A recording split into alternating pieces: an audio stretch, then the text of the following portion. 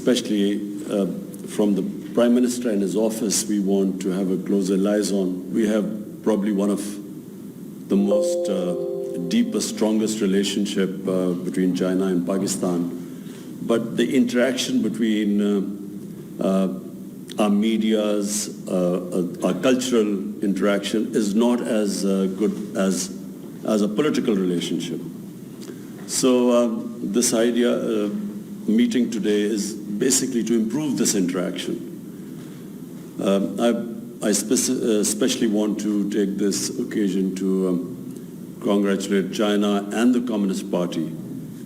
I think on its 100th, it is the anniversary of the CPC.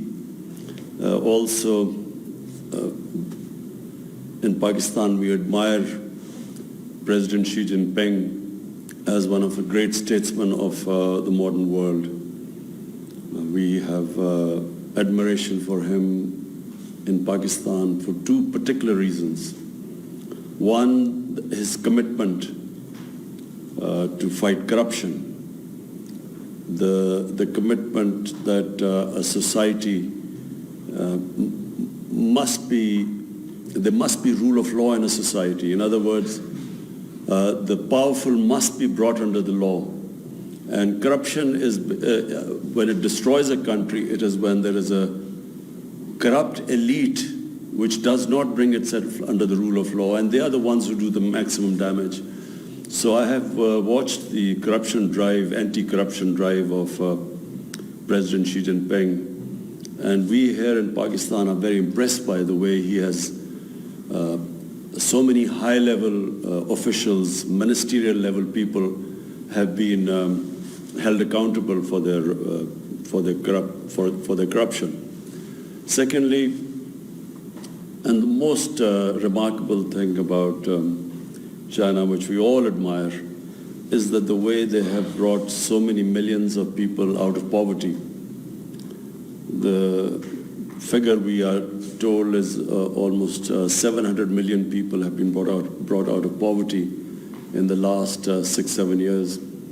And recently, China announced that China has finally eliminated extreme poverty.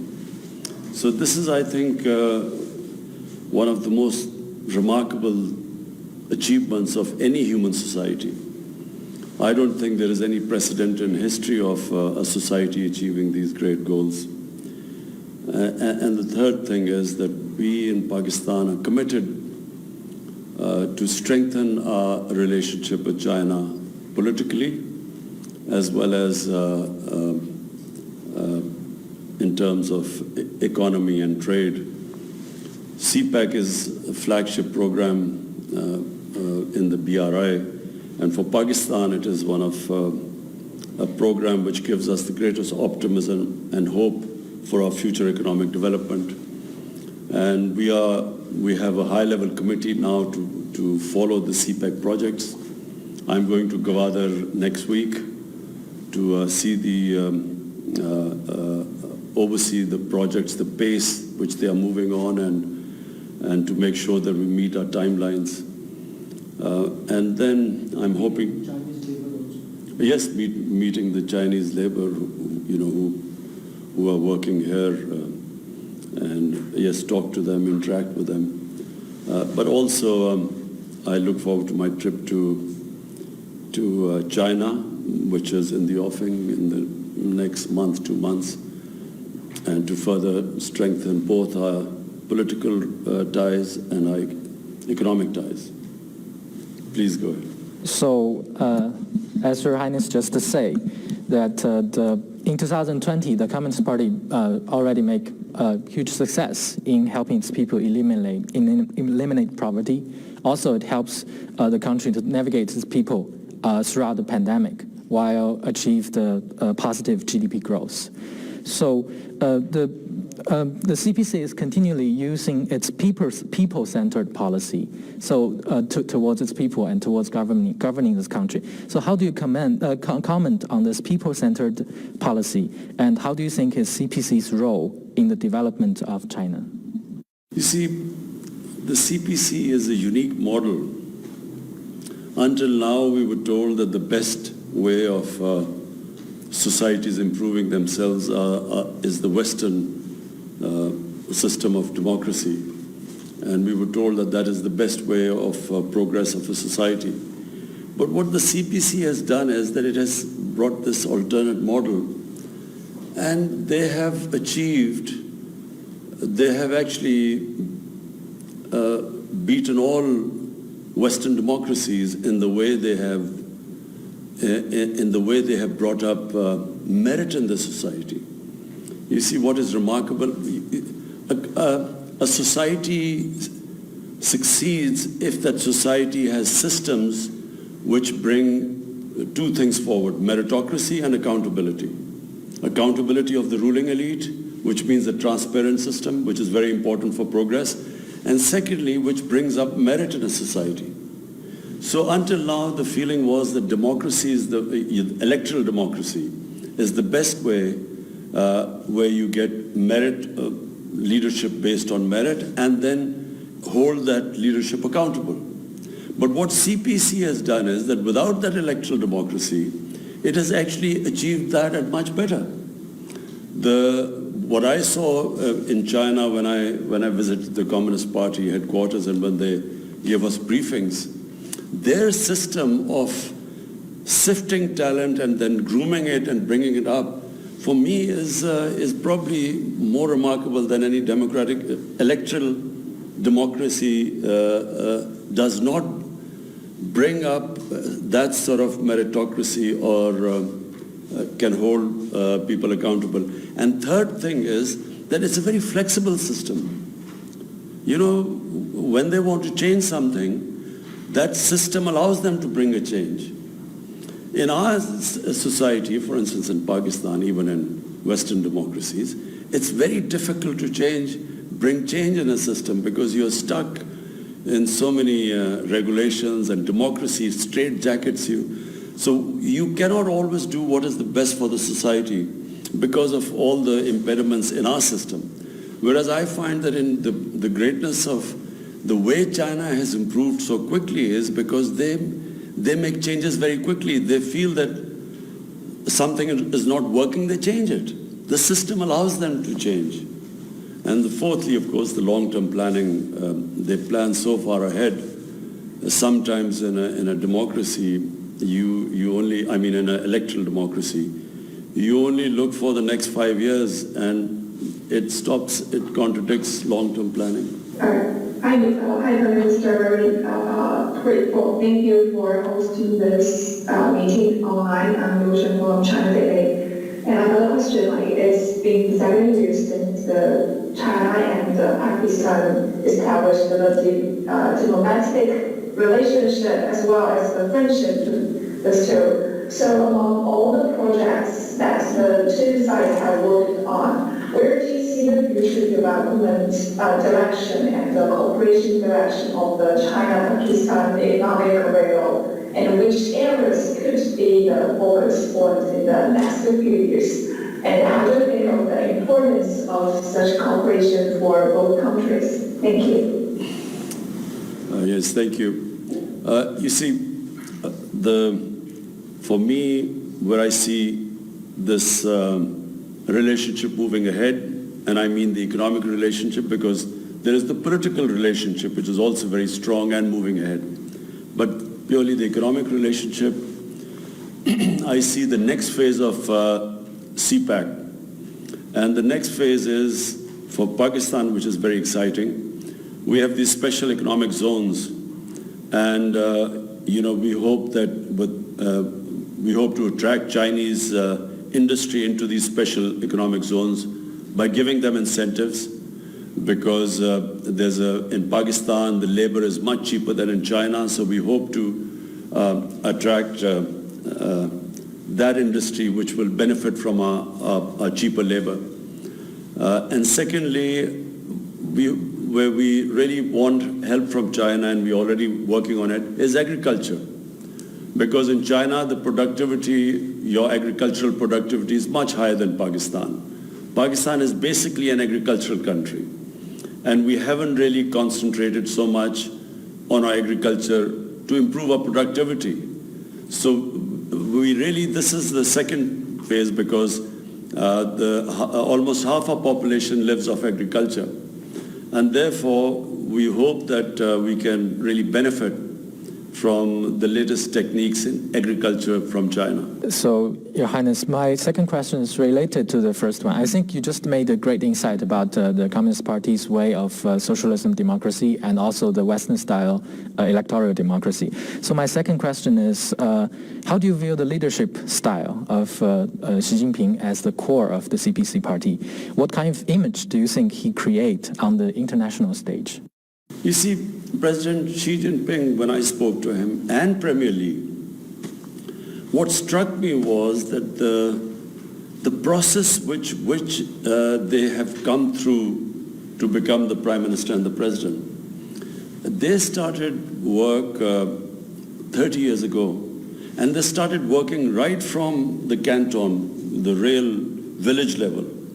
And from there, they worked all the way up. They went through all the processes. So really, it's that long struggle which is what makes a leader. And that sort of process is not prevalent in most of the countries that claim to have electoral democracy. You do not have that sort of process. So you look at the American president, he does not go through that sort of rigorous training for leadership like President Xi Jinping and Premier Li, and the way they work themselves up and the experience they got all the way from village and then to the province and higher levels. So when they get to the top, they are experienced. They completely understand the system. They understand how people live at the bottom. And which is why they have been able to, create this wonder of bringing so many millions of people out of poverty. So this is something quite unique for China. You do not see that in any other democratic system. I think, leave alone the rivalry now between America and China, this economic rivalry. But I can tell you that the world, no matter whatever they think of China, because there's a fear of China's economic dominance now. But apart from that, everyone has to admire what President Xi Jinping has done. His achievements, you see, leaders' achievements speak for themselves. And that's what President Xi Jinping has proved to the world. Your Excellency, how do you comment on the aid programs provided by China to Pakistan, including vaccine, infrastructure, vocational training, and in other social livelihood sectors? I think, first of all, the way China dealt with COVID was unique. I mean, considering that this pandemic started in China, the way China coped with it, and then when you look at the rest of the world, China really stands out in the way they dealt with this pandemic. And we are very thankful to China because, the way they helped us, the way they donated the vaccine to us. And really, Pakistan is one of because they had to deal with the patients, and so we were always worried that if they became demoralized, then our health system would fail. So when we were able to, thanks to China, we were able to vaccinate them. That gave us a lot of confidence. My name is Liu Xin. It's a great pleasure to be able to talk to you, even via Zoom, on this very prosperous occasion when China is celebrating the 100th anniversary of the founding of the CPC. But this year is also a very special year for China and Pakistan, as both countries are celebrating 70 years of diplomatic relations, 70 years of friendship. So I'd like to ask you, based on what you just talked about the uniqueness of the Chinese system and the kind of strong relationship that Pakistan has fostered with China, what do you think the 70 years of friendship between China and Pakistan means for the region and for the world? And where do you see relations going further? How to deepen these already very strong ties? Thank you very much. Thank you. Well, firstly, let me just talk about Pakistan and China first, and then the region. For Pakistan, there was always a very special relationship with China, although our relationship started 70 years ago. But, you know, China, whenever Pakistan was in trouble, whenever I'm in trouble politically, internationally, when we had conflicts with our neighbor, China always stood with us. So the people of China have a special place in the hearts of people of Pakistan. Because everyone here remembers, you know, you only remember a friend who stands with you in your difficult times. In good times, everyone stands with you. But in your difficult, tough times, bad times, you remember those people who stood by you. That's why you will find that in Pakistan, people always have a special fondness for people of China. So this relationship has only got stronger. Even now politically, you know, on the international forums, Pakistan and China always stand together. And now, when you talk about the region, there's this strange great power rivalry taking place. You know, you see the United States and the United States being wary of China, and you know, I don't need to say all this is now public knowledge. You know, the way China and the United States are sort of looking at each other. So it creates problem, because what United States is doing is it's formed this regional alliance called the Quad, which is US, India, and then, you know, a couple of other countries. So from that point of view, Pakistan thinks that it is very unfair for the US or other powers, Western powers, for countries like us to take sides. Why do we have to take sides? We should have good relationship with everyone. And, you know, it's not going to happen that if there's pressure put on Pakistan to change its relationship or downgrade its relationship with China, it won't happen, because the relationship between Pakistan and China is very deep. And it's not just the governments, it's a people-to-people relationship. So to sum up, whatever will happen, our relationship between the two countries, no matter what pressure is put on us, is not going to change. So how do you deepen these already very strong ties, Your Excellency? Number one is trade. You know, the CPEC is it's right in front of you, it's something. It's the biggest thing happening in Pakistan. For us, this is where we think our economic future is moving towards. So this is a big economic feature in Pakistan. And then there's the political relationship. And political relationship has got stronger. And it's got stronger because whatever happens in every international forum, Pakistan and China stand together. Mr. Prime Minister, my second question is about Olympic Games. Beijing will host the 2022 Olympic and Paralympic Winter Games next year. So, Your Excellency, how do you comment on China's efforts to host the Games, and what are your expectations for the Games? Well, I watched on television, of course, the Olympics in China.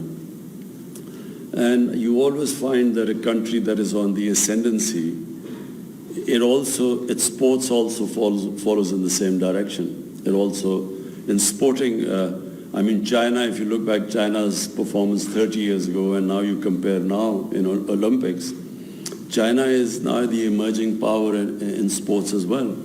So the two go together, because all the skills, the institutionalization that goes into a nation building and a nation moving forward are exactly the same in which a nation's sports move forward. Because you You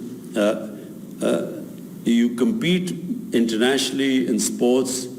The better you become, the better your institutions become, which can sift talent and bring merit on the top.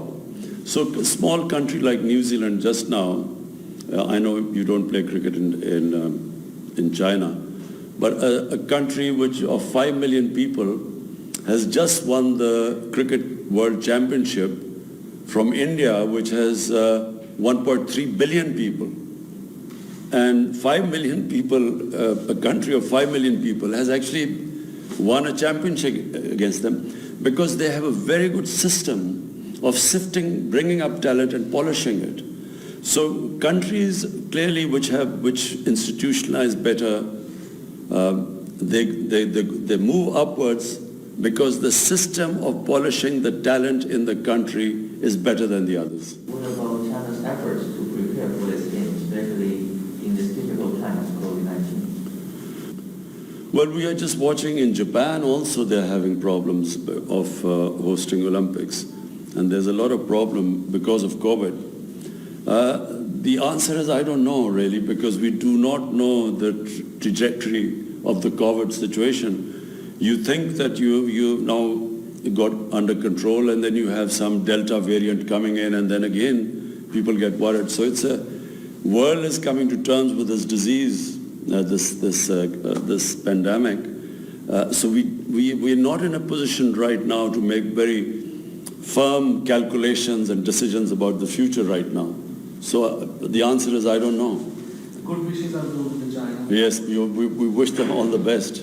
Your excellency मैं ये पूछना चाहूँगा कि चीन की जानिब से Sinkiang में जो मुख्तलिफ इक़दामात उठाए जा रहे हैं उससे अमेरिका और चंद दीगर मगरबी ममालिक की जानिब से नस्ल कुशी करार दिया जा रहा है और अभी G7 का जो समिट हुआ था उसका एलामिया जारी किया गया 13 जून को उसमें हांगकांग सिंकियांग और चंद दीगर जो चीन के इक़दामात हैं उस पर बेबुनियाद तनकीद की गई है तो आपकी इस बारे में क्या राय है?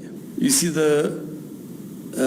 first of all, our interaction with the Chinese officials, that version of what is happening in Xinjiang is completely different to the version of what we hear from the Western media and the Western governments. So, because we have a very strong relationship with China, and because we have a relationship based on trust, so we actually accept the Chinese version. You know, what they say about, their programs in Xinjiang, so we accept it. The second point is that we find it a little bit hypocritical when there are much worse human rights issues in the world which get no attention. For instance, in Kashmir. Kashmir is a huge human rights problem. There are about 9 million, 8 million Kashmiris which are basically have been put into an open prison until recently. It's a police state where there are extrajudicial killings, there's imprisonment, there's arbitrary arrests and ban on media, and yet there is hardly any adverse comment in the Western media. 100,000 Kashmiris have died in the last 30 years for freedom struggle. It's a disputed territory. Yet you do hardly get any coverage in the Western media, and we hear about Xinjiang and Hong Kong, which is a bit hypocritical. दूसरा सवाल मैं पूछना चाहूँगा vaccination के हवाले से खुशाइन बात यह है कि पाकिस्तान में हुकूमत की जानिब से वैक्सीनेशन का आगाज़ किया गया और लोग जौक दर जौक इसमें हिस्सा ले रहे हैं और ख़ास तौर पर चीनी वैक्सीन्स साइनोफार्म, साइनोवैक और कैंसाइनो लगाई जा रही है। इस दौरान वबाई सूरत-ए-हाल के दौरान जो चीन और पाकिस्तान का ताउन रहा और अब भी जारी है उस हवाले से आपकी राय जानना चाहेंगे। China helped us in the beginning and because of that we were able to vaccinate our health workers and the vulnerable sections, the senior sections of the society. And even now we have a very close collaboration going on with China. We are expecting another consignment coming soon. And so today we are expecting a consignment. And it is one reason that we have really been able to cope with this pandemic compared to all our neighbors. So the previous reporters have already asked questions that I want to ask. So I want to ask a follow-up question regarding Xinjiang. We noticed that recently some Western media criticized you only because you didn't criticize China's policy in Xinjiang. So some media even said that this should help China by silence over Uyghurs. So what's your response to these voices? So I just answered this question, which I think it's, we have, with our interactions with the Chinese government, the Chinese version is completely different to the version which we hear from the Western media and the Western government. So because of our close proximity and relationship to China, we actually accept the Chinese version. And I again repeat, we find it very hypocritical that while the Uyghurs situation is highlighted so much, and Hong Kong, on the other hand, Kashmir, which is a disputed territory between Pakistan and India, and the United Nations Security Council resolutions, which gave the Kashmiris the right to choose their own destiny through a plebiscite, yet there's hardly any mention of Kashmir, where 100,000 of Kashmiris have died. So this is what we find in Pakistan very hypocritical. Now we notice that some people claim that a closer Pakistan-China relations will intensify conflict in the region because of India. So what's your comment? Pakistan and China were always close, but I think this idea that India is supposed to counterbalance China for the Western world, I think this is going to be very detrimental for China. For India, not for China. China is too strong. The benefits India will get from trade with China are far greater than India trying to act as a sort of counterbalance. The country that will lose out is going to be India. The relationship, as I said, between China and Pakistan actually has nothing to do with India. We have 70 years of diplomatic relationship, and through all crises in Pakistan's history, China has stood with us. So it really has nothing to do with India. Our relationship is a bilateral relationship, is extremely strong. His Excellency, my question is, now Pakistan and China have set an example for the world about solidarity and cooperation in facing the global challenges. And how do you think the importance of building a closer China-Pakistan community of shared destiny and shared future for mankind? I think what I experienced when I went to, on the invitation of President Xi Jinping, what I noticed was the amount of work China is now doing in terms of improving the environment, fighting global warming, the awareness in China. In fact, President Xi Jinping hosted a program now I forget what city is, a special city which is just built. It's an environmentally green city, specifically built, which we were invited to. I don't remember the name of the city, but we went there, and everything there is environmentally friendly. So China is making great strides towards that. And I think the future of mankind, the biggest threat mankind faces is through this climate change, global warming. And China really, when President Xi Jinping hosted this conference, he invited leaders from all over the world, and the theme was how to save mankind from this catastrophe which is called climate change and global warming. Yes. Thank you so much, Excellency, for giving us this opportunity, and it's really great honor for us. My question is that the first phase of China-Pakistan Economic Corridor, CPEC, yield fruitful results in different areas, including energy and infrastructure. First, how do you comment on this? And second, how will China and Pakistan cooperate to ensure the success of second phase of CPEC? Especially, how do you see Sino-Pak economic growth? Thank you, Excellency. Firstly, the first phase of CPEC was connectivity, and then energy projects. So that was the first phase, because Pakistan had problems we had shortage of energy, and then of course the connectivity, which is what the CPEC initially was. Now the second phase is now deeper cooperation, and that is from Pakistan point of view, the special economic zones. And the idea is to attract investment into these special economic zones, which will help employment in Pakistan, improve our growth rate, create wealth for our country. But equally important for us is help from China in our agriculture. Now, half of our population lives off agriculture, and the productivity of our agriculture, unfortunately, is extremely low.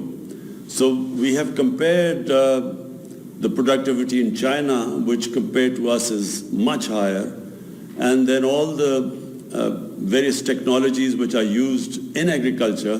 So the second phase is for us our special economic zones, agriculture, also skills education. We are collaborating in getting skills education in Pakistan. How do you speed up this China-Pakistan economic cooperation? We have already, now we formed a committee, which is the whole point of that committee, the CPEC committee, is to monitor the CPEC projects and make sure that there are no impediments in their way. Your Excellency, my last question is about the near future of international relations. As we're seeing with the new U.S. administration, there seems to be the talk of alliance of like-minded countries to counter some kind of other system or country. What is your understanding? How do you look at the trend, and what do you think is the implication if such a trend really picks up momentum? I find this deeply worrying for the world. I find this rivalry for no rhyme or reason. I find this worrying because then, just like in the Cold War, the world was divided between the Soviet camp and then the American camp. And so it created a lot of problems for countries who, they had to choose sides, either one side or the other.